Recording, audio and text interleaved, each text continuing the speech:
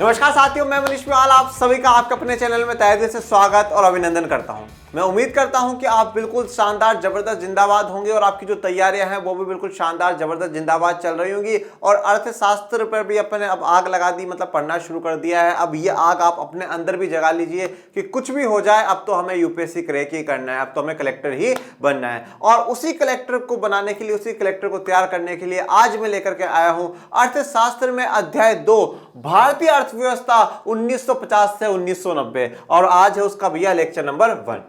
इस चैप्टर में हमें पढ़ना क्या है? इस चैप्टर में हमें क्या पढ़ना है? हम परिचय पढ़ेंगे, पंचवर्षीय योजनाओं के लक्ष्य पढ़ेंगे। देखो बच्चों, ये लक्ष्य थोड़ा सा फॉन्ट की मिस्टेक है, ठीक है ना, फॉन्ट की मिस्टेक है, तो लक्ष्य यूं ही लिखा जाता है।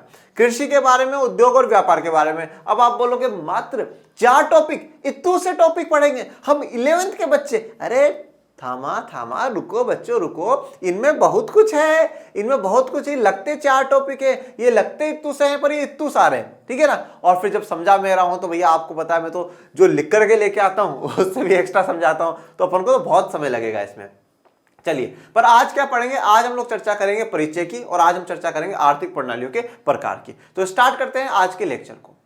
हमने लास्ट जो चैप्टर पढ़ा कि स्वतंत्रता में स्वतंत्रता की पूर्व संध्या पे भारतीय अर्थव्यवस्था। इसका अर्थ यह था कि जिस दिन भारत आजाद हुआ, 15 अगस्त 1947 को जब भारत आजाद हुआ, तो उस समय भारत की अर्थव्यवस्था की क्या स्थिति थी, यह हम उस चैप्टर में पढ़ चुके हैं।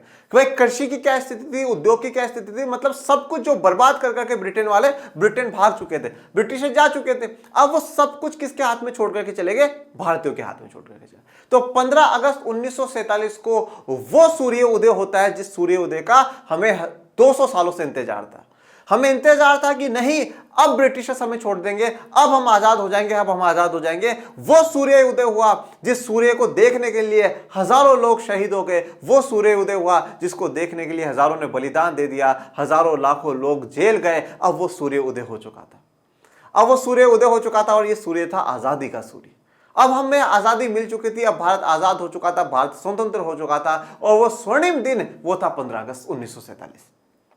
अब 15 अगस्त 1947 को भारत आजाद हो गया।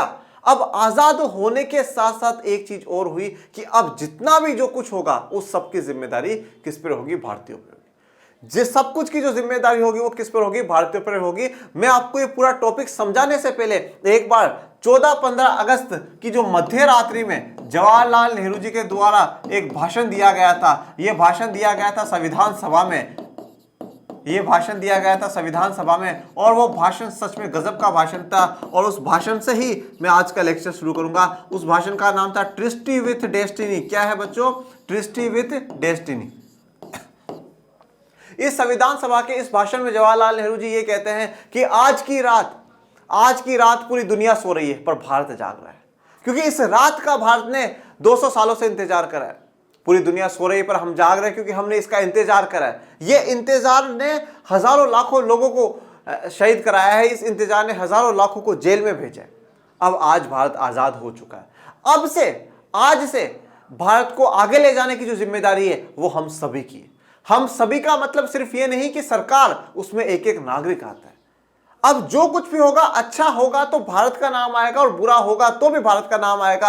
अब हम जो रायता है ना, वो ब्रिटिशर्स के सिर पर नहीं डाल सकते। हम नहीं कह सकते कि ब्रिटिशर्स ने ये करा, ब्रिटिशर्स ने करा। अभी तक तो हम एटलीस्ट ये कह रहे थे कि ये गलत काम करा, ब्रिटिशर्स ने करा, ये गलत काम करा, ब्रिटिशर्स ने करा। तो अभी तक तो जितनी भी गलतियां थी हमने किसके सिर पर लिख दी? ब्रिटिशर्स के सिर पर लिख दी। और जो अच्छे काम हुए, रेलवे चलाए, ब्रिटिशर्स ने चलाए। मतलब जो अच्छा बुरा जो सब कुछ था वो ब्रिटिशर्स के नाम लिखा गया। पर अब आज से भारत को आगे ले जाने की जिम्मेदारी है, और ये जिम्मेदारी सिर्फ और सिर्फ सरकार की नहीं है, वो हम सभी नागरिकों की, हम सबको वो जिम्मेदारी निभानी होगी। अब से भारत की डोर, भारत की कमान देश के एक एक नागरिक के हाथ में है। अब हम हमारे किसी भी अच्छाई और बुराई के लिए हम ब्रिटिशर्स को दोष नहीं दे सकते या ब्रिटिशर्स की तारीफ नहीं कर सकते। अब सब कुछ है वो भारत के लोगों के हाथ में है। अब सारी की सारी जो सत्ता है, पावर है, वो भारत के लोगों के हाथ में है, क्योंकि अब भारत आजाद हो चुका है। ब्रिटिशर्स देश को छोड़ करके जा चुके हैं, परंतु ब्रिटिशर्स ने हमें जिन स्थितियों में छोड़ा वो स्थितियां बहुत खराब थी। आर्थिक रूप से आप लोग देख चुके हैं कि किस प्रकार से उन लोगों ने 35% वाली जीडीपी को 2% पे ला करके छोड़ दिया। कृषि क्षेत्र जिसमें 85% की जनसंख्या लगी हुई थी, उस कृषि क्षेत्र को पूरा बर्बाद कर दिया सिर्फ और सिर्फ ब्रिटेन के फायदे के लिए। औद्योगिक क्षेत्र, हमारा जो हस्तशिल्प, शिल्प कलाओं का जो औद्योगिक क्षेत्र था, उसको पूरा बर्बाद कर दिया। जो मशीनरीकृत जो उद्योग क्षेत्र था, उसमें बिल्कुल ना के बराबर नगण्य विकास उन्होंने किया। तो बहुत बुरी स्थिति वो अर्थव्यवस्था की कर गए थे। परंतु अब इस अर्थव्यवस्था को, हमारे देश को आगे ले जाना और इस देश को फिर से विश्व गुरु बनाना, ये किसकी जिम्मेदारी थी? भारत के लोगों की जिम्मेदारी थी। अब एक बात यहां पे ध्यान रखिएगा कि भारत को क्या मिली है? आजादी। क्या मिली है भारत को? आजादी। और हमेशा एक बात ध्यान रखिएगा, चाहे व्यक्तिगत जीवन की मैं बात कर लूं, जब जब हमें फ्रीडम मिलती है, आजादी मिलती है, तो ये आजादी अकेली नहीं आती, ये आजादी लेकर के आती है जिम्मेदारियां। यह आजादी लेकर के आती है जिम्मेदारियां। जैसे कि फॉर एग्जाम्पल, आज मेरे घर वाले मुझे कहें, जा बेटा भग जा, मतलब ऐसा बोलेंगे नहीं कि भग जा, 10 बजे आई हो, रात को 11 बजे आना, 12 बजे आना, तू जैसा करना वो कर। मतलब उन्होंने मुझे फ्री कर दिया, मुझे आजादी दी, बेटा तू 10 बजे आ रहा है, 11 बजे आ रहा है, 12 बजे आ रहा है, जा, तुझे आजादी है। पर जो वो ये शब्द बोले गए ना, ये शब्द एक विश्वास के साथ बोले गए। और वो विश्वास क्या है? वो विश्वास ये है कि मेरा बेटा जब रात को 11 बजे 10 बजे लौटेगा तो वो कोई गलत काम करके नहीं आएगा, मेरा बेटा किसी गलत नशे में नहीं आएगा, मेरा बेटा किसी का दिल दुखा करके नहीं आएगा, मेरा बेटा कोई गलत काम नहीं करके आएगा, कोई ऐसा काम नहीं करके आएगा जिससे कि समाज का, हमारा देश का नाम शर्म से झुक जाए। कोई ऐसा काम नहीं करेगा। ये विश्वास है। और ये विश्वास क्यों है? क्योंकि आजादी तो मुझे मिली है। अब जब आजादी मिल गई तो मुझे पता है मेरे घर वालों का मुझ पर विश्वास है, मेरी सोसाइटी का मुझ पर विश्वास है, तो मेरे कंधों पर जिम्मेदारी है कि नहीं यार, मुझे गलत नहीं करना। कुछ भी गलत काम करने से पहले मैं 100 बार सोचूं, नहीं यार मेरे पापा मम्मी क्या सोचेंगे, मेरे फैमिली वाले क्या सोचेंगे, मेरे रिलेटिव्स क्या सोचेंगे, मेरी सोसाइटी क्या सोचेगी। तो जिम्मेदारियां है हमारे कंधों पर। उसी प्रकार से अब आज भारत आजाद हो चुका है 15 अगस्त 1947 को, तो इस आजादी के साथ कुछ जिम्मेदारियां हैं। और वो जिम्मेदारियां सिर्फ और सिर्फ सरकार की नहीं है, वो जिम्मेदारियां एक एक नागरिक की है, एक एक व्यक्ति की जिम्मेदारी है। हम एक एक व्यक्तियों की जिम्मेदारी है कि हम हमारे देश के लिए बेहतर काम करें। हम बहुत सी बार कहते हैं सरकार ने ये नहीं करा, सरकार वो नहीं करती, सरकार ये नहीं करती। अरे भाई, नहीं करती है तो 2 ऑप्शन है तुम्हारे पास, या तो तुम खुद कर लो और नहीं तो तुम सरकार में बैठ जाओ। मैं ये नहीं कहता हूं कि सरकारें अच्छी हैं, या ये भी नहीं कहता कि सरकारें बुरी हैं। जहां कमी होती है वहां निकालिए, पर जो काम आपके स्तर पर है, जो काम आपके लेवल पर है, वो तो करिए। सरकार ने बोला स्वच्छता अभियान चलाएंगे, स्वच्छ रखिए, हम लोग फिर भी आज भी कुरकुरे खाए, चिप्स की थैली बाहर गिर दी, हमने कुछ पिया, बोतल बाहर गिर दी। अब ये भी सरकार सिखाने आएगी कि अरे बेटा बेटा ऐसे बोतल नहीं फेंका करते, बेटा उठाओ उठाओ उसको उठाओ। ये भी अब आप सरकार से उम्मीद करते हो कि सरकार सिखाए? सरकार ने स्कूल खोल रखे हैं, अब अगर बच्चे स्कूल नहीं जा रहे, माता पिता स्कूल नहीं भेज रहे, तो क्या ये भी हम उम्मीद करें कि नहीं मुख्यमंत्री, प्रधानमंत्री, मंत्री आकर के उंगली पकड़ के बच्चों को स्कूल छोड़ करके आए? ये तो हमारी जिम्मेदारी है ना। अगर उस गांव में, उस मोहल्ले में, उस एरिया में, उस कॉलोनी में अगर हम शिक्षित व्यक्ति हैं, तो एटलीस्ट हमारी जिम्मेदारी बनती है कि उस व्यक्ति को समझाए कि नहीं भाई साहब, आपके बच्चे को स्कूल भेजिए, स्कूल भेजिए, क्योंकि शिक्षा वह सैनी का दूध है जो पिएगा वो धाड़ेगा। किसने कहा था? बाबा साहब अम्बेडकर ने कहा था। तो शिक्षा बहुत जरूरी। तो अब वो काम भी आप क्या चाहते हो सरकारें करें? वैक्सीन सरकार ने बनवाई, अब वैक्सीन में काफी लोग लगवाने नहीं जा रहे, तो अब आप क्या चाहते हो सरकार एक उठा उठा करके लेकर के जाए? तो कुछ जिम्मेदारियां हमारी भी हैं। हम हर चीज सिर्फ और सिर्फ सरकार पर नहीं थोप सकते कि सरकार ये कर दो, सरकार वो कर दो। हाँ, जहां बोलना चाहिए, जो चीजें सिर्फ और सिर्फ सरकार के कंट्रोल में, वो सरकार करे, बिल्कुल करे। परंतु जो हम कर सकते हैं वो तो हमें करना चाहिए ना। समाज में इतने भेदभाव है, सरकार ने फैलाए क्या? सरकार ने फैलाए क्या? हम लोगों ने फैलाए ना। हम में से कितने लोग ऐसे हैं जो कि उन भेदभाव को खत्म करने के लिए काम करते हैं? कितने ऐसे लोग हैं जो गरीबों के लिए कुछ करने की हम लोग सोचते हैं? एक तो आजकल भैया 10 रुपए का किसी को गरीब को दान देंगे, उससे ज्यादा 100 तो फोटो खींच करके आते हैं इंस्टा और फेसबुक पे डालने के लिए। हमें हमारी जिम्मेदारी समझनी चाहिए। हम जब हमारी रेस्पॉन्सिबिलिटीज को समझेंगे, मैं सिर्फ एक ही बात कहता हूं जो मुझे मेरे फादर ने सिखाई है कि बेटा आप खुद अच्छे रहो, जैसा समाज, जैसा समुदाय आप देखना चाहते हो वैसा आप बन करके रहो। आप शिक्षित बनो, आप अपने परिवार को शिक्षित बनाओ, और जब आपका परिवार शिक्षित होगा तो ऑलरेडी समाज अच्छा हो जाएगा। आप सबके साथ अच्छा व्यवहार करो। आपको लगता है कि नहीं ये काम मैं करूंगा तो इससे देश आगे बढ़ेगा, तो करिए ना। सरकार का इंतजार क्यों कर रहे हो? सरकार का इंतजार क्यों कर रहे हो? भाई समाज में इतनी कुरीतियां थी, हमारे समाज सुधारक लड़े, ठीक है, उनको ठीक कर, अगर वो भी बैठ जाते, सरकारें कर देंगी, समय के साथ ठीक कर देंगी। हाँ, राजा महाराजा बैठे हैं, ठीक कर देंगे, हो जाता क्या? नहीं होता। उन्होंने दृढ़ संकल्प लिया और उस चीज को ठीक कर दिया। अगर हमारे जो महापुरुष हैं वो भी ऐसे बैठ जाते, मिल जाएगी आजादी, सरकार दे देगी आजादी, सर मिल जाती है आजादी। आज ये खुली जो हवा में तुम सांस ले रहे हो, ले लेते क्या? नहीं ना। तो उन्होंने सरकारों के भरोसे कुछ नहीं छोड़ा। आप देखते आ रहे हैं कि 1947 से लेकर के 2022 तक हजारों आंदोलन देश में हुए। किसके खिलाफ हुए? सरकार के खिलाफ हुए। अगर वो आंदोलन नहीं होते तो शायद कुछ जो परिवर्तन हमें देखने को मिलता है, वो परिवर्तन नहीं देखने को मिलते। अगर वो लोग बैठ जाते, सरकारें कर देंगी। यार हर चीज भी सरकार पे मत छोड़ो, कुछ हमारी भी जिम्मेदारियां, उन जिम्मेदारियों को निभाओ। और मैं सिर्फ और सिर्फ एक ही बात कहता हूं कि आप जब भी ये सोचने बैठो ना कि मैं मेरे देश के लिए क्या कर सकता हूं, तो आप ये सोचो कि मैं जो कर रहा हूं वो बेहतरीन करूं। मैं आज पढ़ा रहा हूं, मैं पूरी ईमानदारी से पढ़ाऊं, ये मैं देश के लिए कर रहा हूं। आप पढ़ रहे हो, पूरी ईमानदारी से पढ़ो, आप देश के लिए बहुत अच्छा करो। आपका व्यवहार अच्छा होना चाहिए। आप सड़क पे जा रहे हैं, अगर आपको दिख रहा है कचरा, आप उठा करके डाल दीजिए। आपके घर पे दूध वाला आए, आपके घर पे पोस्टमैन आए, आपके घर के बाहर सफाई कर्मचारी आए, कोई भी व्यक्ति हो, आप सबके साथ सम्मान पूर्वक सम्मान से व्यवहार करिए। आप अपना ईमानदारी से हर जगह 100% आप दीजिए। आप कोई भी ऐसा काम मत करिए जिससे देश पीछे जाए, हमेशा आगे जाए, वो विश्व गुरु की तरफ बढ़े। यही काम हमें हमेशा करने, और वो बस एक ही रास्ता उसका कि हम जो भी काम करें वो ईमानदारी से करें। तो अब ये जिम्मेदारी हम लोगों पे आई, ये रेस्पॉन्सिबिलिटी भी हम पर आई कि ब्रिटिशर्स आप छोड़ करके चले गए, अभी डोर हमारे हाथ में, इस डोर को बहुत अच्छे से पकड़ के रखना है, हमें हमारी सारी रेस्पॉन्सिबिलिटीज को फुलफिल करना है। तो अब जब रेस्पॉन्सिबिलिटीज को फुल करने की बात आती है कि हम हमारी जिम्मेदारियों को फुलफिल करेंगे, हम हमारी जिम्मेदारियों को पूरा करेंगे। अब जैसा कि मैं जब राजनीति विज्ञान भी पढ़ाता हूं, तब भी मैं आपको कहता हूं कि इकोनॉमी जो है, इकोनॉमिक्स जो है, या इकोनॉमी कह दीजिए आप, इकोनॉमी जो है वो पॉलिटी का आधार है बच्चों, राजनीति विज्ञान का आधार है। अगर अर्थव्यवस्था, अगर अर्थशास्त्र बेकार है तो राजनीति भी बेकार है। आप मुझे एक बात बताइए कि जब देश में महंगाई हो जाती है, हाँ, तो सरकारों के खिलाफ आंदोलन होते हैं या नहीं होते? क्यों? क्योंकि इकोनॉमी जरूरी है। बातों से पेट नहीं भरता, पेट खाने से बढ़ता है, और खाने के लिए कमाना पड़ता है। पर हम जितना कमा रहे हैं उससे ज्यादा अगर चीजें महंगी मिलने लग जाए तो फिर तो हम आंदोलन करेंगे ही ना भैया।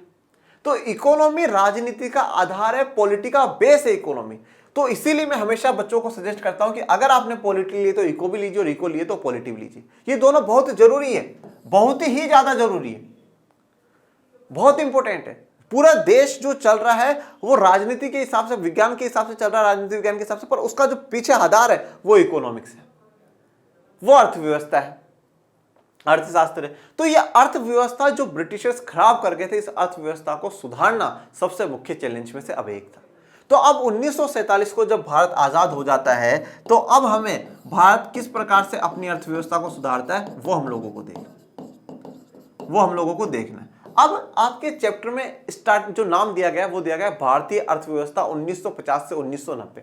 क्यों पूछते हैं मनीष सर, ऐसा क्यों? 1950 से 1990 तक क्यों? 91 क्यों नहीं? 92 क्यों नहीं?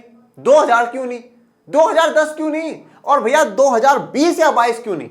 किताबें तो हर साल वापस रिवाइज एडिशन आता ही होगा। तो 1950 से 1990 क्यों? ये 90 में क्या है? क्या है ये 90 का? इसको अपन लोग समझते हैं। आइए देखिए, अब जब भारत आजाद हो चुका है तो क्या होता है कि देश को चलाने के लिए आपको एक तो पॉलिटिकल सिस्टम चाहिए। तो पॉलिटिकल सिस्टम के लिए तो देश का संविधान बन रहा था, ठीक है, संविधान का जो कार्य है वो प्रगति पे था, वो चल रहा था। और दूसरा आता है देश की आर्थिक स्थितियों को, आपको देश की जो अर्थव्यवस्था उसको चलाने का सिस्टम। अब देश की जो अर्थव्यवस्था को जो चलाने का सिस्टम होता है वो 3 प्रकार के होते हैं बच्चों। एक होता है समाजवादी, एक होता है पूंजीवादी, और एक होता है मिश्रित। ये अभी आज के लेक्चर में आगे डिस्कस करेंगे कि भारत ने कौन सा अपनाया। समाजवादी का सीधा सा अर्थ यह है कि देश में जितना भी उत्पादन होगा, जो कुछ भी होगा, उस पर पूरा का पूरा सरकार का कंट्रोल होगा। लोगों को नौकरी देंगी सरकार देंगी, लोगों को मकान बांटेगी सरकार बांटेगी, फैक्ट्री उद्योग लगाएगी सरकार लगाएगी, प्राइवेट वाला कुछ भी नहीं करेगा, ठीक है। मतलब मान लीजिए कि एक समाजवादी व्यवस्था होती है, तो वहां पे जैसे अगर आज मैं भी पढ़ा रहा होता तो मैं भी सरकारी होता, प्राइवेट नहीं कर सकते। पूंजीवादी में यह होता है कि प्राइवेट का बोलबाला ज्यादा होता है, सरकार कम से कम इंटरफेयर करती है, हस्तक्षेप करती है। और मिश्रित तो जैसा आपको पता ही है भैया, मिलावटी मतलब मिश्रित हो गया, दोनों का मिक्स है। समाजवादी के भी गुण हैं और पूंजीवादी के भी गुण हैं। तो अब भारत ने कौन सी सिस्टम को अपनाया, समाजवादी को अपनाया, पूंजीवादी को अपनाया या मिश्रित को अपनाया, ये अभी अपन आज के लेक्चर में ही इसको आगे कंटिन्यू करेंगे। ठीक है, तो स्टार्ट करते हैं आज का लेक्चर आपकी किताब के अनुसार। 15 अगस्त 1947 के दिन भारत में स्वतंत्रता का एक नया प्रभात उदित हुआ। तो 15 अगस्त 1947 के दिन जो भारत में स्वतंत्रता की एक, जो मैंने कहा ना, जो सूरज उदय हुआ है, वो 15 अगस्त 1947 को हुआ। अंततः 200 वर्षों के ब्रिटिश शासन के बाद हम अपने भाग्य के विधाता बन गए। तो 200 सालों तक ब्रिटिशर्स ने हम पर राज करा, ब्रिटिशर्स ने हमें गुलाम बनाया, परंतु आज मतलब 15 अगस्त 1947 को आज हम अपने भाग्य के विधाता खुद बन गए। अब हम तय करेंगे कि भारत में कौन सी नीतियां होंगी, कौन सी नहीं होंगी। अब हम तय करेंगे कि भारत में सत्ता तक कौन पहुंचेगा, कौन नहीं पहुंचेगा। अब हम तय करेंगे कि हमें चाइना के साथ व्यापार करना है या श्रीलंका के साथ व्यापार करना है। अब हम तय करेंगे कि ये देश फिर से विश्व गुरु कैसे बनेगा, और अब हम ये तय करेंगे कि जो हमारा भविष्य है वो कैसा होगा। तो अब सारी की सारी जो पावर है वो हमारे हाथों में थी, अब ब्रिटिशर्स के हाथों में नहीं थे। ब्रिटिशर्स को हमने बिल्कुल यूं लात मार करके भगा दिया था। ठीक है ना।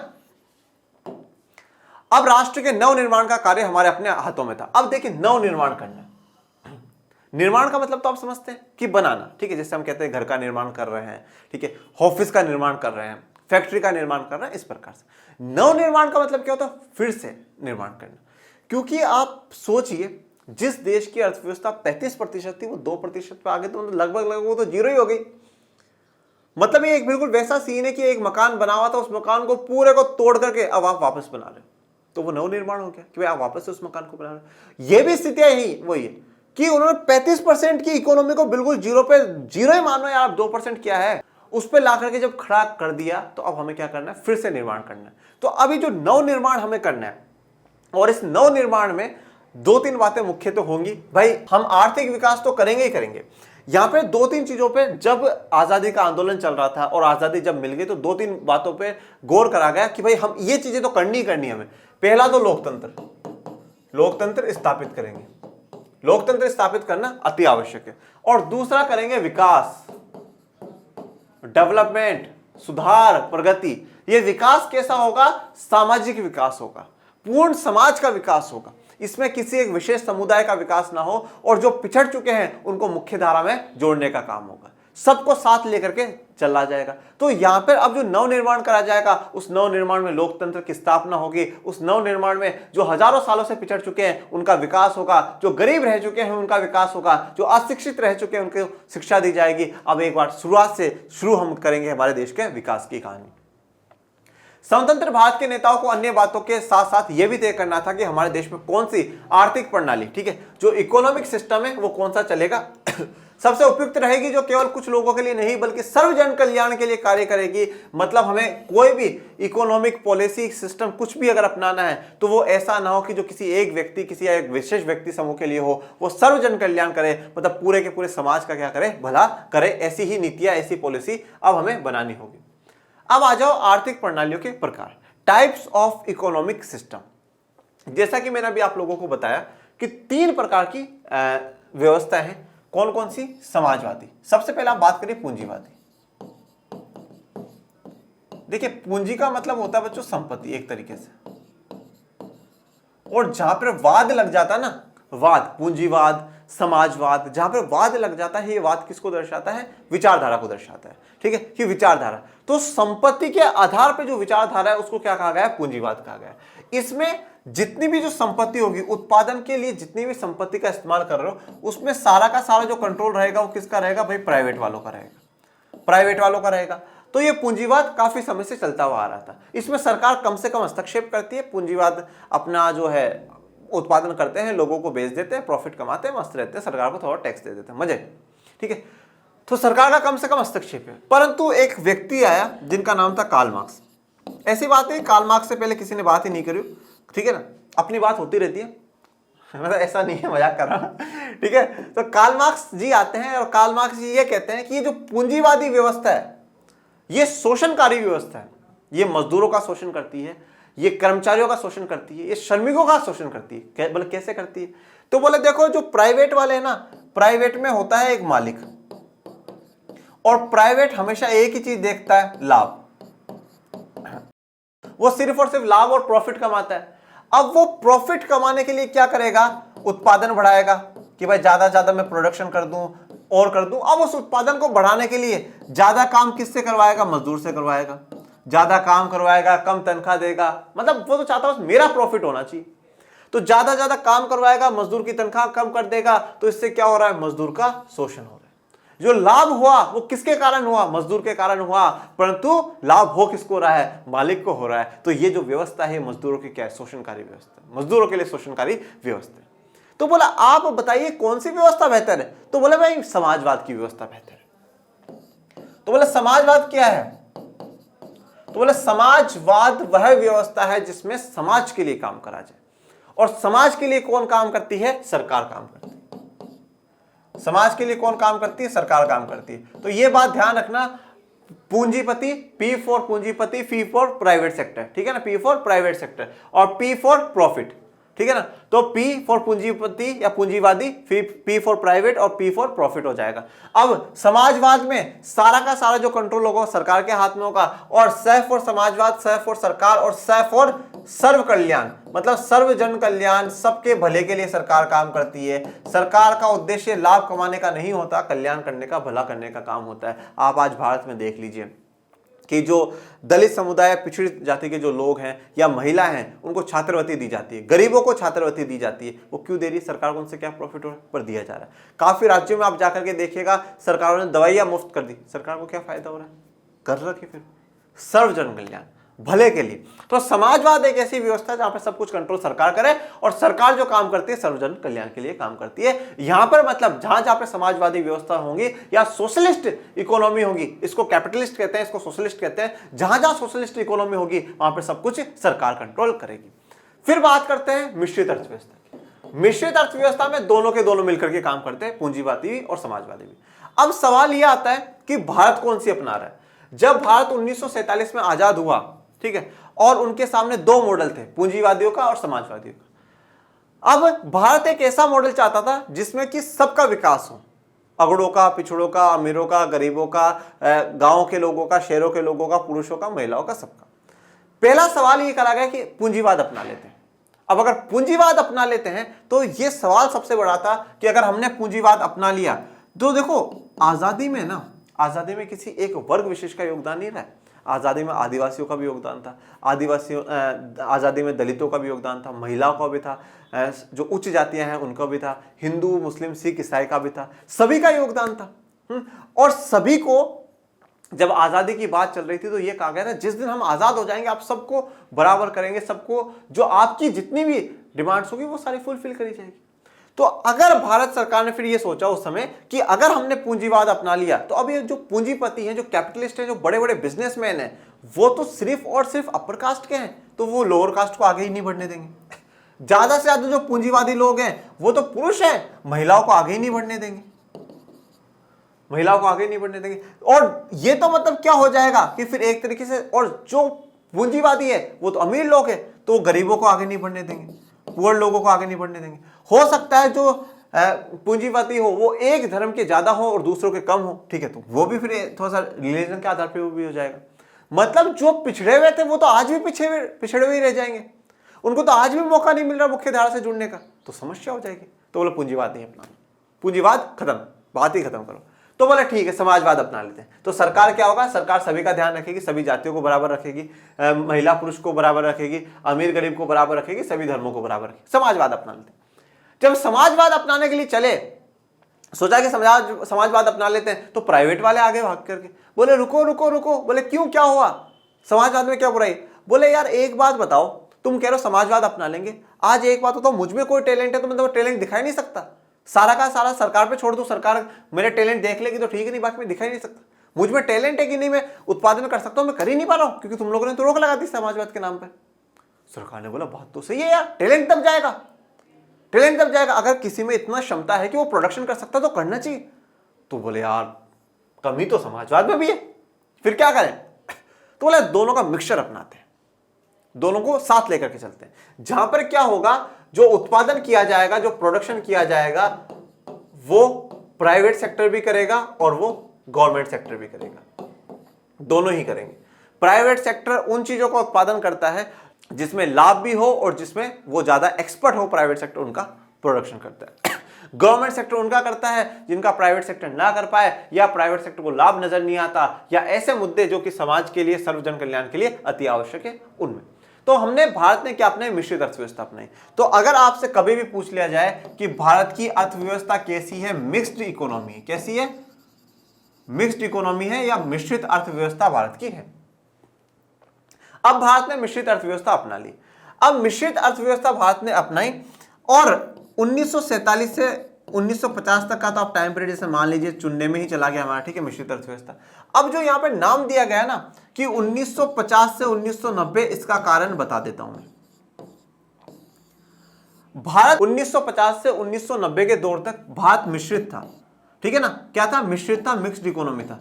मिक्स्ड इकोनॉमी होने के बावजूद भी भारत का किधर झुकाव था? सोशलिस्ट इकोनॉमी, मतलब समाजवादी अर्थव्यवस्था पे भारत का झुकाव था। झुकाव होने का मतलब क्या था कि भारत ने अनाउंस तो कर रखा था कि हम मिश्रित है, पर जितने भी काम होते थे वो तो समाजवादी मॉडल के हिसाब से होते थे।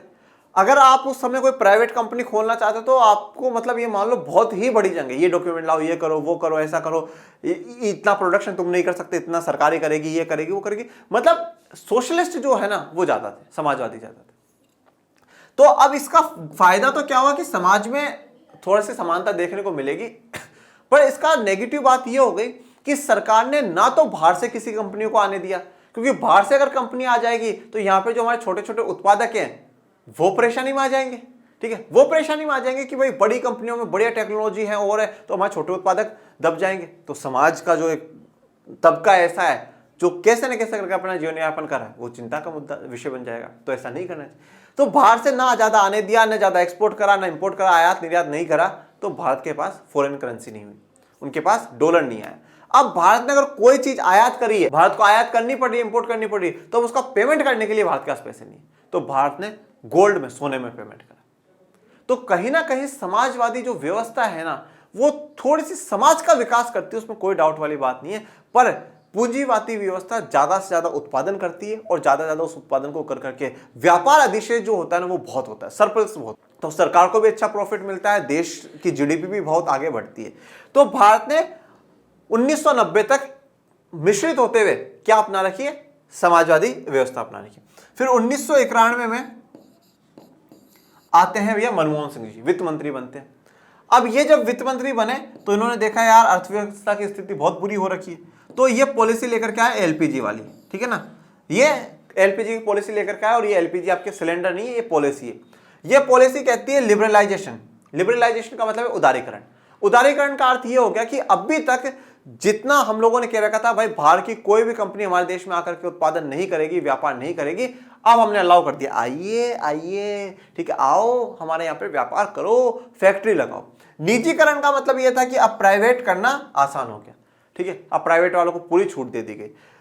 और ग्लोबलाइजेशन या वैश्वीकरण, अब वैश्वीकरण आप लोगों ने कक्षा 10 में भी पढ़ा है, ठीक है, जब विश्व का एकीकरण होता है तो उसे हम लोग क्या कहते हैं? वैश्वीकरण कहते हैं। और ये विश्व का एकीकरण कैसे होता है? व्यापार के द्वारा होता है। व्यापार के द्वारा कैसे? कि आज इंडिया में बैठे हुए मुझे अमेरिका का सामान मिलता है तो मुझे अमेरिका और इंडिया में डिफरेंस ही नहीं पता चलता। मैं आज इंडिया में बैठे बैठे क्या है अमेरिका के व्यक्ति से बात कर सकता हूं, मुझे डिफरेंस ही नहीं पता चलता। इंडिया का सामान ऑस्ट्रेलिया में बिक रहा है, ऑस्ट्रेलिया वालों को पता ही नहीं चलता होगा कि इंडिया दूर है या इंडिया का सामान हम नहीं खरीद सकते। पर पहले कल्पना करो, पहले हमें सिर्फ और सिर्फ इंडिया का ही सामान खरीदना पड़ता था। हम सोचते तो यार अमेरिका में ये मिलता होगा, अमेरिका में वो टेक्नोलॉजी, कोई बात नहीं, आज तो हम मंगवा सकते हैं, पर पहले सोचते रह जाते।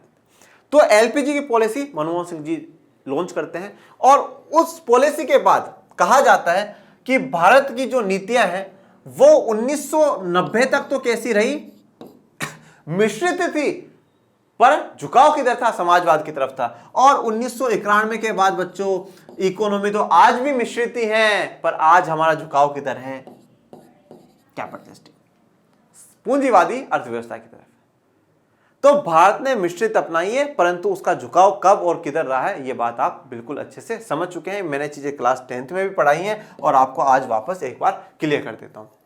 तो हमने कौन सी अपनाई है? मिश्रित अर्थव्यवस्था अपनाई है। समाजवादी क्यों नहीं अपनाई? क्योंकि उसमें किसी इंडिविजुअल का टैलेंट दब जाता है, उसको मौका नहीं मिलता। और पूंजीवादी क्यों नहीं अपनाई? क्योंकि समाजवाद में जो समानता का हमारा उद्देश्य था वो पूरा नहीं हो पाता।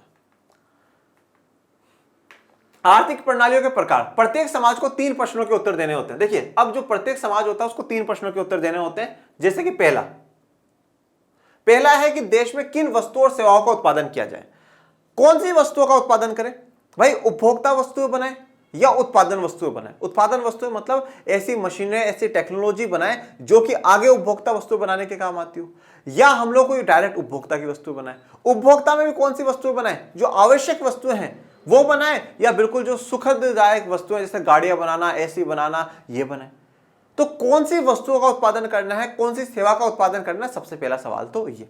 दूसरा जो सवाल आता है वो ये, वस्तुएं और सेवाएं किस प्रकार उत्पादित की जाए। किस प्रकार उत्पादित करने का मतलब क्या है कि हाथ नीचे कर लो, पैर ऊपर कर लो ठीक है ना? ऐसा नहीं है। किस प्रकार उत्पादित करने का मतलब यह है कि भैया जब हम उत्पादन कर रहे हैं तो हम श्रम का ज्यादा इस्तेमाल करें, मतलब मजदूरों का ज्यादा इस्तेमाल करें, या मशीन का ज्यादा इस्तेमाल करें। ठीक है, तो हम मजदूरों का ज्यादा इस्तेमाल करें या हम लोग मशीनों का ज्यादा इस्तेमाल करें, ये दूसरा। तीसरा पूछा जाता है, उत्पादित वस्तु और सेवाओं का विभिन्न व्यक्तियों के बीच किस प्रकार से वितरण किया जाना चाहिए। अब हमने ये भी डिसाइड कर लिया कि वस्तु और सेवाओं का उत्पादन कौन सी करेंगे, कैसे करेंगे, वो भी देखो। कौन सी, कैसे और किसके, ये 3 सवाल है हमारे। ठीक है ना? तो अब वितरण किसको किया जाए? गरीबों के लिए ज्यादा, गरीबों को दिया जाए, मध्यम वर्ग के लोगों को दिया जाए, जो या बिल्कुल हाई क्लास लोग हैं उनको दिया जाए। तो ये हमारे 3 सवाल उठते हैं कि उत्पादन कि क्या, कौन सा उत्पादन करना चाहिए, ठीक है, कैसे उत्पादन करना चाहिए और किसको उत्पादन करना चाहिए। अब इन तीनों के जो जवाब है, पूंजीवादी अर्थव्यवस्था अलग प्रकार से देती है, समाजवादी अर्थव्यवस्था अलग प्रकार से देती है, और मिश्रित जो अर्थव्यवस्था है वो अलग प्रकार से देती है। तीनों क्या है, अपने अपने इनके जो क्वेश्चंस के आंसर्स हैं वो अलग अलग देते हैं। ठीक है, जैसा कि मैं आप 3 लोगों से सवाल पूछूं तो तीनों क्या है, अलग अलग जवाब देंगे। किसी को ये सही लगेगा, किसी को ये सही लगेगा, और किसी को ये सही लगता है। परंतु ये हर समाज में ये 3 सवाल हमारे पास होते हैं। पर यहां पर एक चीज आप नोटिस करिएगा, यहां पर जो समस्या है ना वो किसकी है? चयन की है। किसकी समस्या है? चयन की है। चॉइस, आप कह सकते हैं कि जो प्रॉब्लम है वो चॉइस की है। और चॉइस की प्रॉब्लम क्यों है? क्योंकि आपके पास जो संसाधन है ना वो सीमित है, वो लिमिटेड है। मान रहे ना आप भाई, आप चाहो तो आप उत्पादन वस्तु भी बना लो और उपभोक्ता वस्तु भी बना लो, क्या परेशानी? संसाधन, रिसोर्सेज आपके पास लिमिटेड है। संसाधन आपके पास क्या है? लिमिटेड है। आपके पास ऐसा नहीं है कि बहुत ही तो जमीन है, बहुत ही सब कुछ है, सारे के सारी चीज आपके पास अनलिमिटेड है, कभी खत्म ही नहीं होंगी। संसाधन आपके पास लिमिटेड है, तो आपको क्या चूज करना पड़ा, ये या ये। तो आप जब चूज कर रहे हो, आप चयन कर रहे हो, तो ये अपन लोगों ने चैप्टर 1 के लेक्चर 1 में पढ़ा है कि चयन करना ये क्या है, यही तो अर्थशास्त्र है। यही तो अर्थशास्त्र है कि भैया जो ये चॉइस हमें मिल रही है कि ये चूज करूं या ये चूज करूं या ये चूज करूं, कौन सा चयन करना है, तो वह क्या है, ये जो चयन कर करके बेहतरीन चीज लेकर के आना, वही अर्थशास्त्र है। मतलब सीमित संसाधनों में बेहतरीन से बेहतरीन उत्पादन करना ही हमें अर्थशास्त्र में पढ़ने को मिलता है। हम अर्थशास्त्र में पढ़ते हैं और उसके बारे में जानते हैं। ठीक है, ये मैं फर्स्ट चैप्टर में आपको पढ़ा चुका हूं। अब आ जाइए बाजार अर्थव्यवस्था या पूंजीवादी अर्थव्यवस्था। बाजार अर्थव्यवस्था या पूंजीवादी अर्थव्यवस्था, कैपिटलिस्ट इकोनॉमी, ये 3 सवालों के जवाब कैसे देती है, आइए जानते हैं। इन सभी प्रश्नों का एक उत्तर तो मांग और पूर्ति का बाजार की शक्तियों पर निर्भर करता है। देखिए, पूंजीवादी जो व्यवस्था है उसका सीधा सा फंडा है, सीधा सा कॉन्सेप्ट है, मार्केट में क्या चल रहा है, जो मार्केट में चल रहा है वही बनाओ। सबसे पहला सवाल क्या था, क्या उत्पादन करें, मार्केट में क्या चल रहा है, ये चल रहा है मार्केट में, ये बनाओ। जो मार्केट में चल रहा है वो बनाओ। और मार्केट में चलने का मतलब क्या है कि लोग, जनता डिमांड किसकी कर रही है, उपभोक्ता जो है वो डिमांड किसकी कर रहे हैं। जिसकी डिमांड करे, जिसकी मांग करे, वही क्या करो, सप्लाई करो। तो जो मांग हो रही है, ठीक है, जो मांग हो रही है उसी की क्या करी जाएगी, पूर्ति करी जाएगी, उसी की सप्लाई करी जाएगी। आप लोगों ने मांग करी, सर इकोनॉमिक्स पढ़ाइए, आप पढ़ाइए सर, आप इकोनॉमिक्स पढ़ाइए, इकोनॉमिक्स पढ़ाइए, तो हमने क्या करा, शुरू करा। आपने मांग करी, हमने सप्लाई करी। तो सीधा सा बाजार का कॉन्सेप्ट ये है, बाजार अर्थव्यवस्था का, कि बाजार में, मार्केट में क्या चल रहा है, मार्केट में किस चीज की मांग हो रही है उसी चीज का उत्पादन होगा, और जिसकी मांग है हम उसी की क्या करेंगे, सप्लाई करेंगे। और बाजार में क्या चल रहा है, सब कुछ मार्केट में डिपेंड करता है। कोरोना के समय में कोई ये नहीं कह रहा था कि भाई बढ़िया शानदार जबरदस्त जिंदाबाद गाड़ी होनी चाहिए, कोई नहीं मांग रहा था, अरे वाले वैक्सीन दे दो, दवाई दे दो, जी जाओ कैसे भी करके। तो सब कुछ क्या है, बाजार पे डिपेंड होता है, इसलिए हम इसको क्या कहते हैं, बाजार अर्थव्यवस्था भी कहते हैं। उन्हीं उपभोक्ता वस्तुओं का उत्पादन होता है जिनकी बाजार में मांग होती है, तो उन्हीं उपभोक्ता वस्तुओं का क्या होगा, उत्पादन होगा जिनकी बाजार में मांग होगी। उपभोक्ता वस्तुएं वे वस्तुएं हैं बच्चों जिनका डायरेक्ट हम उपभोक्ता इस्तेमाल करते हैं। जैसे कि ये टी शर्ट है, इसका मैंने इस्तेमाल करा, ये मोबाइल है, इसका मैंने इस्तेमाल करा, ये मार्कर है, मैंने इसका इस्तेमाल करा। तो जो उपभोक्ता हम डायरेक्ट जिन वस्तुओं का इस्तेमाल करते हैं वो उपभोक्ता वस्तु होती है।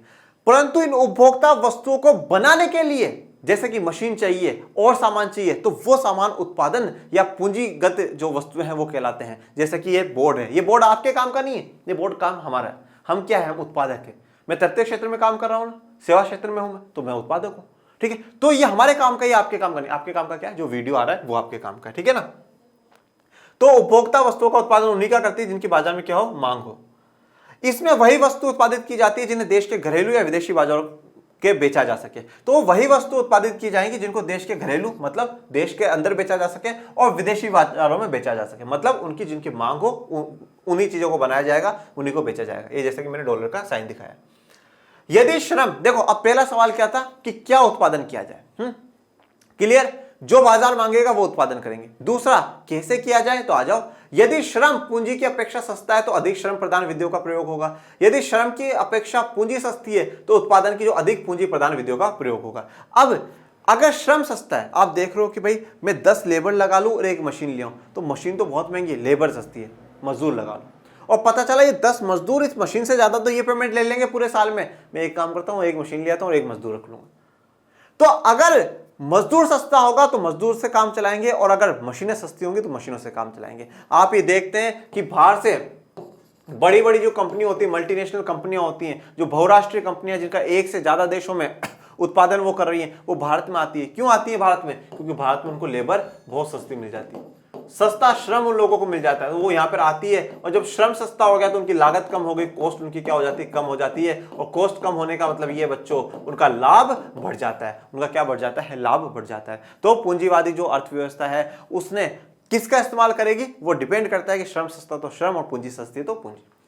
तीसरा है, पूंजीवादी अर्थव्यवस्था में उत्पादित वस्तुओं का विभिन्न व्यक्तियों के बीच वितरण उनकी आवश्यकताओं के अनुसार नहीं होता है। अब तीसरा सवाल था, किसको वितरित किया जाए, किसमें बांटा जाए।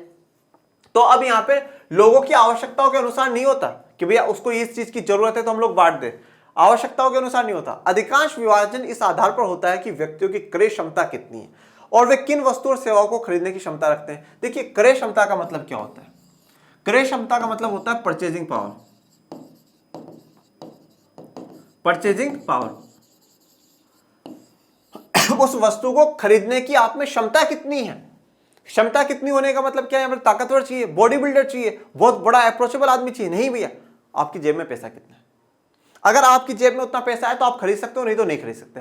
तो पूंजीवादी अर्थव्यवस्था किसको वितरित करेगी? जो उनको पैसे दे सके, जो उनसे वो सामान खरीद सके, उसी को ही करेगी। तो यहां पर जो भी हो रहा है वो आवश्यकताओं के अनुसार नहीं हो रहा कि ये गरीब है इसको दे दो, नहीं, जो खरीद सके उसको दो, जो खरीदेगा उसी को दिया जाएगा, मतलब जो पेमेंट करेगा उसको दिया जाएगा। अभिप्राय यह है कि खरीदने के लिए जेब में रुपए होने चाहिए। तो खरीदने के लिए क्या होने चाहिए? जेब में रुपए होने चाहिए, पैसे होने चाहिए। अगर आपके पास है तो आप खरीदिए, कोई दिक्कत वाली बात नहीं है, मस्त रहिए, बिंदास रहिए।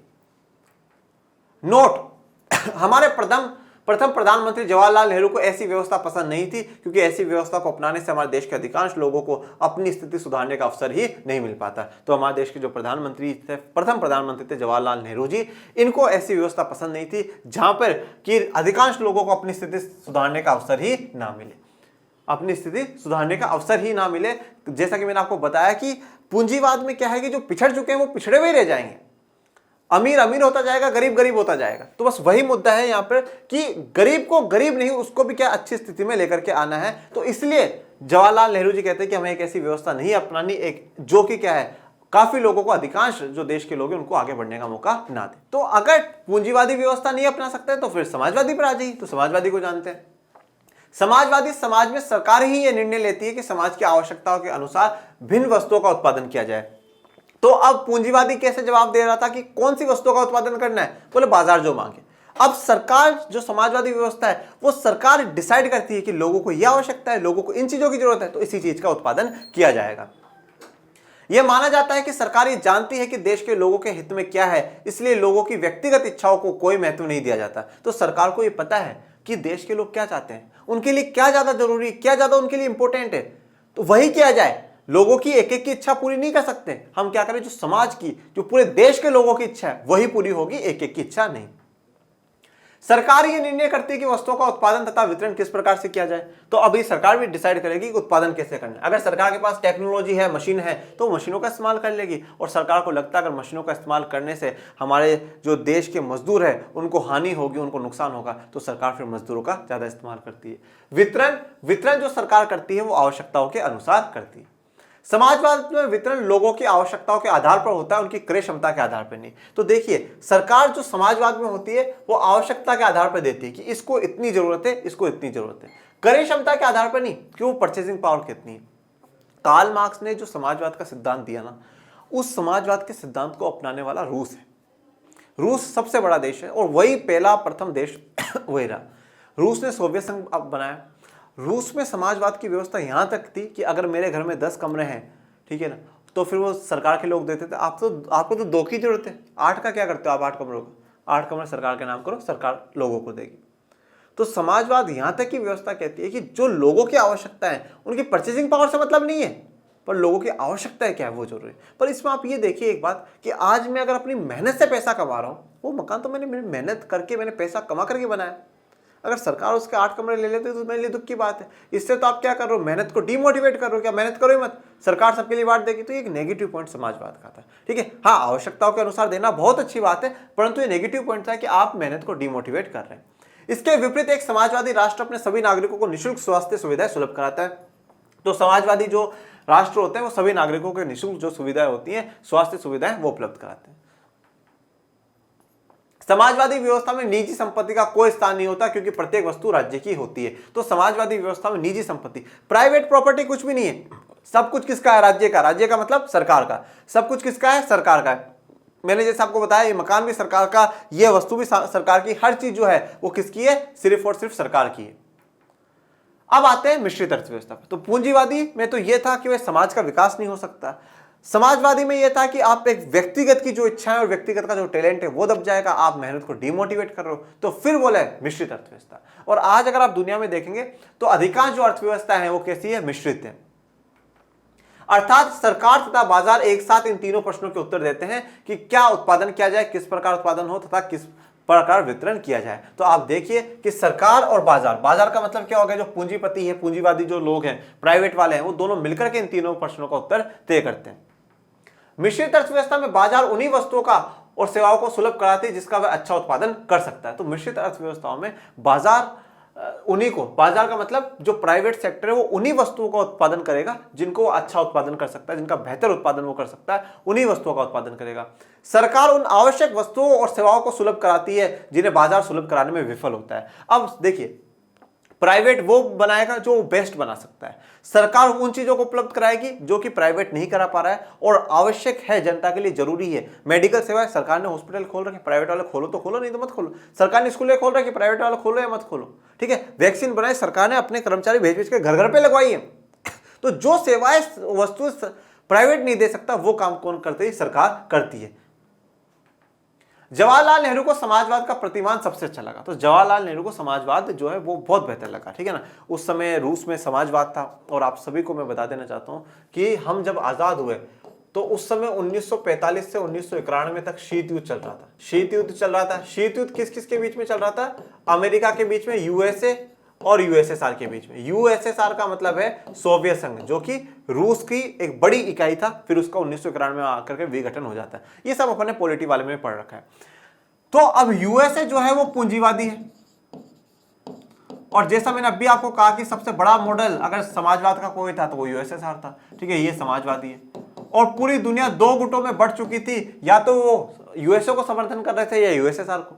अब भारत के पास बड़ा चैलेंज था, किसको अपनाया जाए, पूंजीवाद को या समाजवाद को, यूएसए को या यूएसएसआर को। तो भारत ने बीच का रास्ता निकाला। भारत ने ये कहा कि हम मिश्रित अर्थव्यवस्था अपनाएंगे जिनमें पूंजीवादी के अच्छे गुणों कमियां दूर हो और समाजवाद के अच्छे गुणों कमियां दूर हो। जवाहरलाल नेहरू को समाजवाद का जो पैटर्न है वो सबसे अच्छा लगा, किंतु वह भूतपूर्व सोवियत संघ जो भूतपूर्व सोवियत संघ, जो पहले सोवियत संघ था, उस नीति के पक्षधर नहीं थे। बिल्कुल वैसी सिस्टम यहाँ पे नहीं चाहते थे जिसमें उत्पादन के सभी साधन, खेत कारखाने सब सरकार के अंतर्गत हो, निजी का बिल्कुल भी रोल ना हो। तो ऐसा सिस्टम जवाहरलाल नेहरू भी नहीं चाहते थे कि भैया बिल्कुल भी प्राइवेट को आप ऑफर ना करो, सब कुछ का सब कुछ सरकार ही रखे, एक खेत से लेकर के एक कारखाने तक सब कुछ रखे। देखिए समाजवाद की कुछ थोड़ा सा, समाजवाद अगर आप एक नॉर्मल मॉडल में देखते हैं अच्छा है, समाज का भला होना चाहिए, मजदूरों का भला होना चाहिए, उसमें कोई डाउट वाली बात नहीं, सरकार को काम करना चाहिए, उसमें कोई डाउट वाली बात नहीं, बिल्कुल भी डाउट नहीं है। परंतु एक बात ये ध्यान रखिएगा, जब समाजवाद रूस में अगर आता है तो उनको लेनिन लेकर के आते हैं, ठीक है। लेनिन खुद 1921 में समाजवाद की नीतियों में कुछ बदलाव करते हैं, कुछ परिवर्तन करते हैं, जो कि थोड़ा सा पूंजीवादी से मिलते जुलते होते हैं। तो कहीं ना कहीं पूंजीवाद थोड़ा सा जरूरी है। नेहरू तथा स्वतंत्र भारत के अनेक अन्य नेताओं और चिंतकों ने मिलकर नव स्वतंत्र भारत के लिए पूंजीवाद तथा समाजवाद की अतिवादी व्याख्या किसी विकल्प की खोज करी। तो वो कुछ ऐसा विकल्प देखना चाहते थे जवाहरलाल नेहरू और बाकी हमारे देश के स्वतंत्र जो नेता थे, कि जो पूंजीवाद और समाजवाद के बीच का विकल्प हो। बुनियादी तौर पर यद्यपि उन्हें समाजवाद से सहानुभूति थी, सभी को समाजवाद से सहानुभूति थी, मतलब समाजवाद के सभी ऑलमोस्ट फेवर में थे, क्योंकि वो समाज के उन वर्गों का, उन तबकों का भला करना चाहते थे जो पीछे रह चुके हैं। क्योंकि मैंने क्या कहा कि जब आजादी की लड़ाई चल रही है तो सबको कहा गया है कि तुम्हारी जो समस्या है वो आजादी के बाद दूर कर दी जाएंगी, और आजादी में योगदान सभी का है, अमीर का, गरीब का, अगड़े का, पिछड़े का, महिला का, पुरुष का, इस धर्म के, उस धर्म का, सबका योगदान है। जब अब आजादी मिली तो उस आजादी का स्वाद भी सबको मिलना चाहिए, ठीक है। सबकी जो समस्याएं हैं वो दूर होनी चाहिए। तो समाजवाद एक अच्छा मॉडल था। फिर भी उन्होंने ऐसी आर्थिक प्रणाली अपनाई जो उनके विचार में समाजवाद की श्रेष्ठ विशेषताओं से युक्त किंतु कमियों से मुक्त होनी चाहिए। तो उन्होंने एक ऐसी आर्थिक व्यवस्था अपनाई जिसमें समाजवाद की जो श्रेष्ठ विशेषता है, जो सारी अच्छाइयां हैं वो तो हो, युक्त होने का मतलब उसमें हो, पर जो उसकी कमियां हो उससे मुक्त हो, ठीक है ना। तो ये यहाँ से हमें जो लाइफ में एक पर्सनल मैसेज भी ये देता है कि हमें किसी व्यक्ति से भी कुछ भी सीखने को मिले, हमें सीखना चाहिए। कमियां उसके पास छोड़ दो, अच्छा है आप ले लो, अच्छा है लेते लेते आप अच्छे बनते जाओ। इसके अनुसार भारत एक ऐसा समाजवादी समाज होगा जिसमें सार्वजनिक क्षेत्र एक सशक्त क्षेत्र होगा, जिसके अंतर्गत निजी संपत्ति और लोकतंत्र का भी स्थान होगा। तो अब भारत में एक ऐसा समाजवादी समाज होगा जहां पर सार्वजनिक क्षेत्र मतलब पब्लिक सेक्टर है वो एक सशक्त क्षेत्र होगा, मतलब एक मजबूत सेक्टर होगा, और जिसके अंतर्गत निजी संपत्ति भी होंगी और लोकतंत्र का भी आधार होगा। मतलब लोकतंत्र में सभी की आवाज सुनी जाएगी, वो जनता की व्यवस्था है और जनता में अमीर की, गरीब की, अगड़े की, पिछड़े की, सभी की सुनी जाएगी। ऐसा समाजवादी व्यवस्था भारत ने अपनाई। ओके, तो आज के लिए इतना ही। ओके, और आपको कैसा लगा ये आज का लेक्चर आप कमेंट बॉक्स में जरूर बताइएगा, और ज़्यादा से ज़्यादा लाइक शेयर सब्सक्राइब कर दीजिएगा। और मिलते हैं नेक्स्ट लेक्चर में, पढ़ते रहिए, आगे बढ़ते रहिए, मिलेंगे नेक्स्ट लेक्चर में, तब तक के लिए थैंक यू सो मच। जय हिंद, जय भारत।